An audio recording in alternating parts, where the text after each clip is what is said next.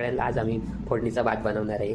त्यासाठी लागणारे साहित्य: इंद्रायणीचे तांदूळ, फरसबी, वालाच्या शेंगा, टमॅटो, कांदा, बीट, गाजर, बटाटा आणि भाजून घेतलेला कांदा, लसूण आणि अद्रक आणि कोथिंबीर आणि सुकं खोबरं घेतले.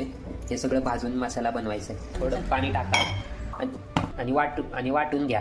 कुकर ठेवा, त्याच्यात तेल वाटा. तेल वतून झाल्यानंतर जिरा टाका. जिरा झाल्यावर मोहरी झाल्यावर कांदा टाकायचा. भाजून घ्यायचं आहे सगळं. भाजून घ्या सोनेरी रंगेसपर्यंत. त्याच्यानंतर टमॅटो टाका, तो बी भाजून घ्या. ते सगळं 2 मिनटं भाजून झाल्यानंतर त्याच्यात लाल तिखट टाका, नंतर हळद टाका आणि चांगला मसाला परतून घ्या. त्यानंतर वाटलेला मसाला त्याच्यात टाका. तो पण 1 मिनटं भाजून घ्या चांगला.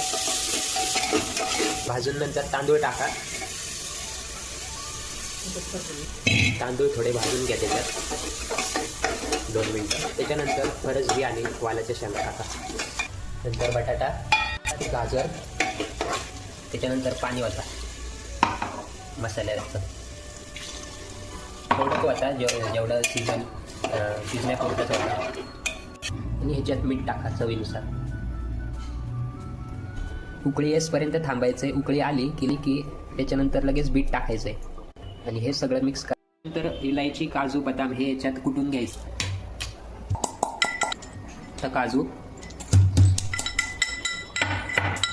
त्याच्यानंतर बदाम सगळं त्याच्यात टाकून द्या. म्हणजे खूप सुंदर चव आणि स्वादिष्ट भात बनतो आपला. पाहू शकता. याच्यात तूप टाका म्हणजे अजून सुंदर स्वादिष्ट चव येते भाताला.